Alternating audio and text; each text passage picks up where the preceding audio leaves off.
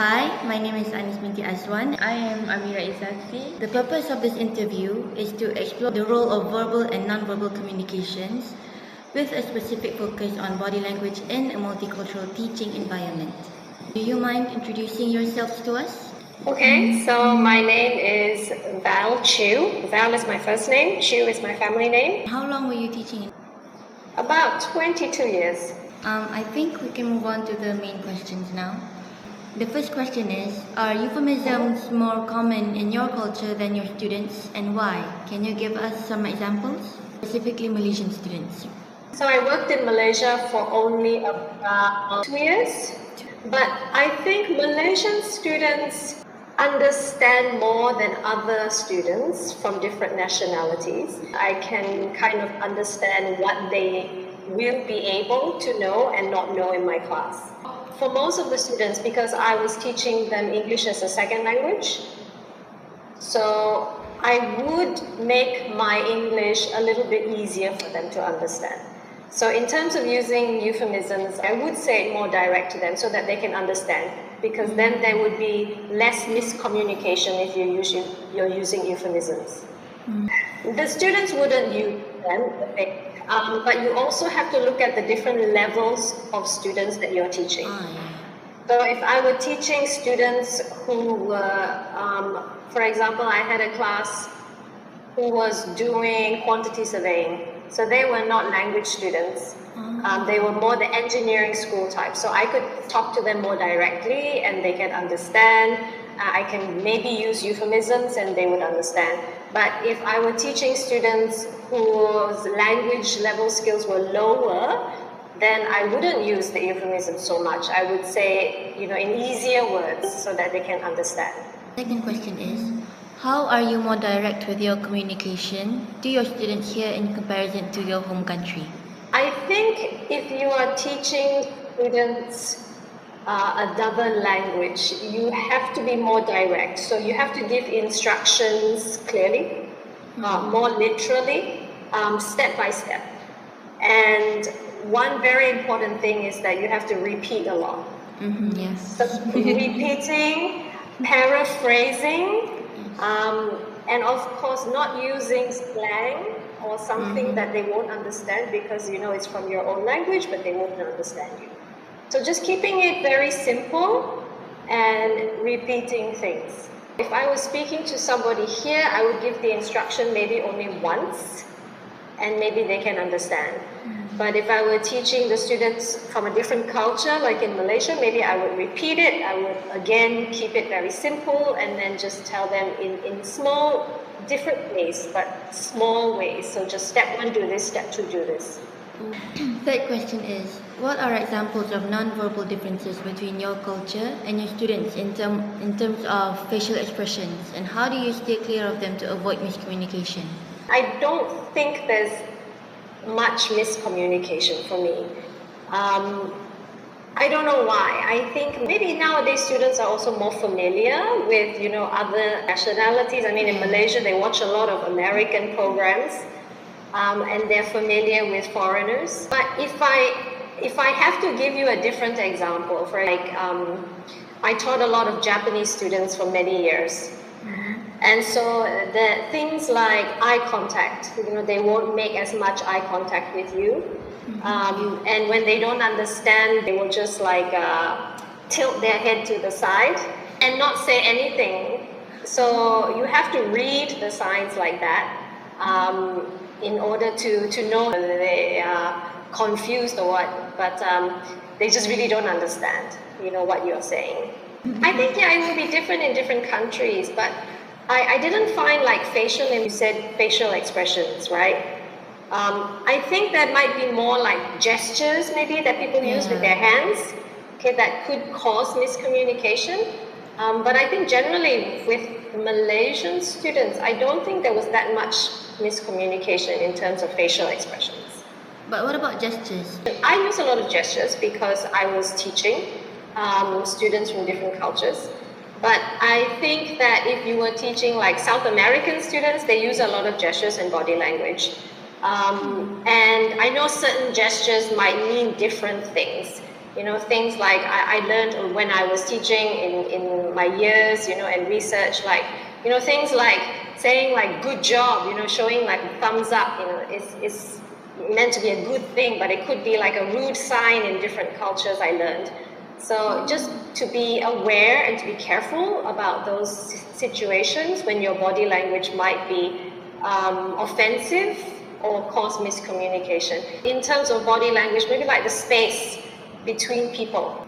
In Australia, we definitely want more personal space. In other cultures, maybe it would be not as much. Definitely in South America is very, very different, because I've had Brazilian students and they come much closer to you. It doesn't matter if you're male or female. In Australia, if you are female, you're definitely, well, you might be closer. I wouldn't say definitely. It also depends on the friend zone. If you're more, if you're closer with someone or more familiar with someone. So I think gender does play a role in how close a person would be with personal space. Male and female, not as much, unless you're more romantically involved, or you're very, very close or friendly with them, your family member or something like that. In terms of students, I think most students would keep their distance from their teacher, because there is that level of, the teacher is in authority and they need to respect the teacher. But in Australia, I think that the gap would be smaller. They might perceive you more as a friend. And this is not, students from primary school or students from, junior high school or high school. We're talking about students in university, right? Or older students. So the personal space is still there. Okay, but in Australia, I think if you're friendly with your students, then the personal space might be less. And if you're female, again, it might be less compared to male-female. Our fifth question is, why is silence considered positively here in Malaysia, or it might be considered in a negative sense in your country?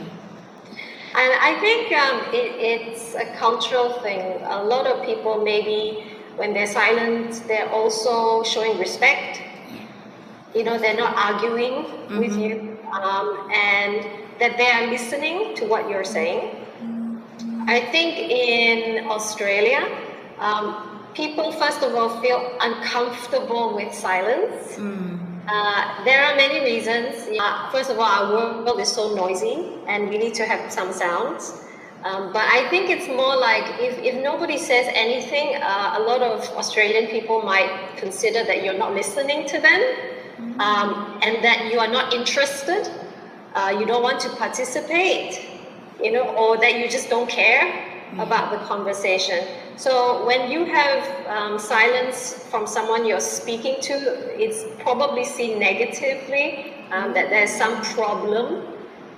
Whereas maybe in the classroom with Malaysian students, maybe it would be seen as more like they're respecting what you're saying and they're understanding and they're trying to show that respect to the teacher. I think, the one thing is you have some students who will talk back to the teacher. And that, of course, is considered, showing disrespect. But on the other hand, if you do question a teacher and it's a valid, question, or you're showing that you're thinking critically when you're in the classroom, I think that's totally different. And a lot of Western teachers anyway, or teachers from Australia, they would see that as a positive thing. In your experience, why do students rely more on non-verbal cues than verbal ones? I think for the language student, they need the non-verbal cues just to help them to understand things more clearly. And that there's no miscommunication. I mean, they're learning a second language or a foreign language. So it reinforces what you're trying to tell them. And it can be very simple, like, like, can you understand, just pointing to your head, or like, can you hear me, just, like putting your hand behind your ear, or just like holding things up and showing it to them. Because I think, first of all, we see things, and visual cues are very important.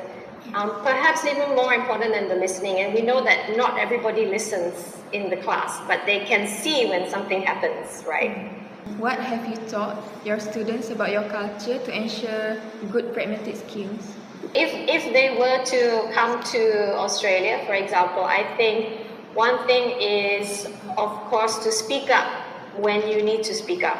So if you don't say anything when you don't understand, there's going to be a problem. Because you didn't ask at the beginning, and then it goes on and on. So they have to speak up when they don't understand something. They have to ask questions. And to be honest, if they don't understand, don't just pretend to understand. And then, later I find out you don't understand, and then it becomes worse, right? To be active in conversations. So don't just be passive and sit there. And for example, if they go to a company in the future and they have a work meeting in a group, don't just sit there and just like, okay, I'm listening, but I'm not participating, because people will think, again, like I said before, you're not active, so you're not interested, right, in the meeting. And this one is a little bit hard. I think one thing I thought of was eye contact. So we do need to make more eye contact, I think, in Western culture versus to Southeast Asian culture. And East Asian culture, and it's changing. I think more and more students now are becoming bolder, but to definitely make the eye contact. In my classroom, when I first start teaching students, I told them in my class, you need the triple A's. So first you need to ask questions, A. Second, you need to answer my questions. Okay, if I ask you a question, don't just be silent. If you're silent, I do not know. Do you understand or you don't understand? Okay, and finally, the last one I always say is active. So be active in my class. Show that you want to learn and be proactive in doing things, helping other students, or just generally, participating in class.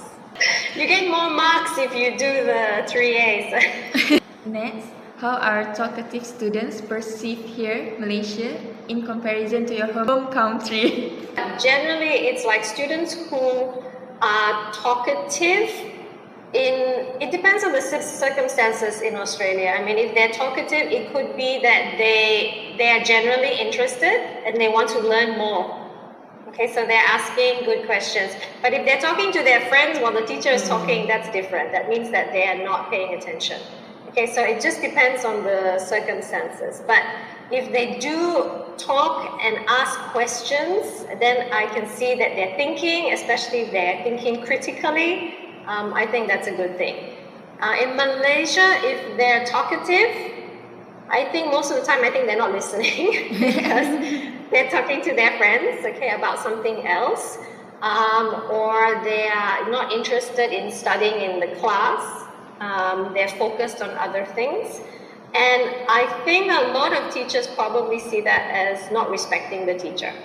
When students avoid eye contact with you, do you see this as being something positive or negative, and why? I think it depends on what class I'm teaching them. And this is because of culture. So if they don't, have eye contact with me, for example, my Japanese students, it's because I know it's culture and they're shy or they're scared. Okay, they don't want to make the eye contact. In Malaysia, I don't think that there is that problem. I didn't experience that problem in Malaysia. But I think that if you were in Australia, you would probably be seen more in a negative way if you're not making eye contact. Because before, as I said, you are not interested or there's some problem, right, if you don't make eye contact. The question about practical skills teaching your students, right? So if you're going into a meeting with a lot of foreigners, you got to make the eye contact. Otherwise, it's negative. And I want to also remind you that it's not just the Asian cultures that don't have eye contact, because recently I started checking students or the culture of New Zealand, because we are very close to New Zealand in Australia. And I learned, I didn't know this before, I learned that the native people of New Zealand also don't make eye contact. And the people in Australia, the original people in Australia, they also don't make eye contact because they see eye contact as maybe too aggressive or confrontational. So not having eye contact is actually showing respect in their culture. So it's something that I learned recently, and I thought that was very interesting, because a lot of people think, oh, like Australia, you need to make eye contact, but it's not always true. So again, it comes back to culture and how you have to be aware of how different cultures will see eye contact, whether it's a positive thing or a negative thing. When you smile at strangers, do they smile back? How are smiles perceived here compared to your country? If I go for a walk and I see strangers, I smile and I say hello. And most of the time, I would say 90% or more, they would smile back and they would also say hello. So I would tell you that I would smile more to women, rather than to men, because first of all, maybe they will have the wrong impression. But if it's an older person, I would also smile more. So there are many factors you take into account: the age, the gender, and the situation where you're in. In Malaysia, if people smile at you, they're just being friendly. I don't think that there's anything dangerous about it. They're just trying to show that they agree with you or that they understand. But I think that you would not be smiling too much to strangers in Malaysia, because people might think you're crazy or something if you smile too much in Malaysia. Sometimes even when we are waiting in line at the supermarket buying something, we might smile and just have like a small conversation with people we don't know. How do cultural norms affect the way students see authority figures like yourself, and how do you react to it? I think culture is very important in how students see authority figures. In Malaysia, I think there's definitely more respect from the students, and I think it's because you grew up that way, where you have to be respectful to your teachers from a very young age, and you learn that from your family as well, where you have to respect your elders. In Australia, I think there is that respect among the younger students. So we're talking like, students from primary school onwards. But I think there has been a big shift in recent years. I don't teach young children. My qualification is for teaching adults, so from, university onwards. But I think that there are problems now where children are not respecting their teachers in Australian culture. And so there are a lot of teachers who are having problems with kids who are rude and disrespectful. With older students, there's a different dynamic because they are seen as more equals.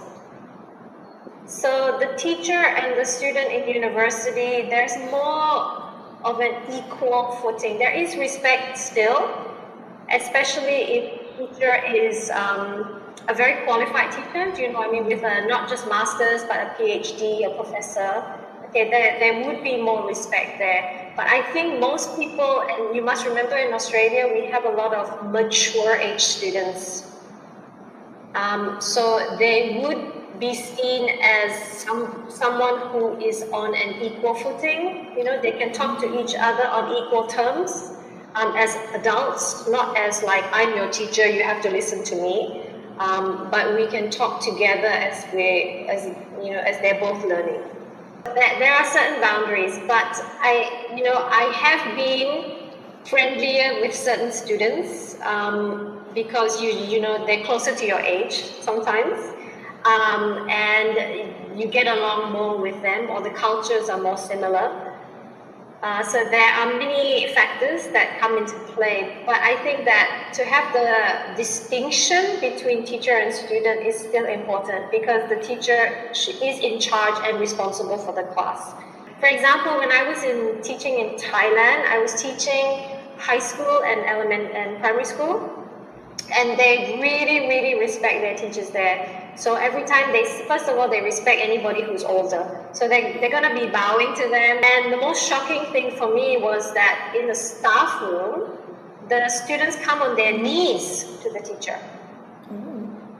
Yeah, didn't and know I that. was so shocked. I mean, I was like, why are you like, kneeling down and coming to me? You just don't have to kneel. They said, no, because this is the way we do things here. It's like they have to be a lower position, and this is literally lower. So their head has to be like lower than your head, when they come and talk to you in the teacher's room. So I was quite shocked by that, and it shows that culture is very, very important. But definitely in a Western society like Australia, I think there's not as much of a gap, between the teacher being the authority, because we are adults and we respect each other as adults, right? Because you are 18 or older, you have you're intelligent, you're at university, you're here to learn, I'm your teacher, I'm going to help you. But at the same time, the teacher respects the student as well. So if the student is, talking to me and trying to question me, it should be okay in Western culture. It's okay. But I think if a student tries to question a teacher in Malaysia or any other Asian country, maybe the teacher would not be so comfortable. Maybe the teacher would get angry. I don't know. But I feel like in Australia, the student has, maybe you want to say, more power when it comes to the relationships between the teacher and the student compared to students from other countries. So it's not that they're more powerful than the teacher, but that they are able to do more things because they feel that they are adults as well, and that both of them are respecting each other. Things are always changing. The teacher also has to learn. So we should be listening to our students, and the students should also be respecting the teacher who has a lot of knowledge and experience. But I think in the classroom, both should be respecting each other enough at a certain level. But the teacher, of course, is still the authoritative figure because they have had a little bit more experience and they are teaching you. So, but definitely the respect should be there for both teacher and student. Thank you so much. Thank you, Miss. I don't think I call you Val No yet. problem.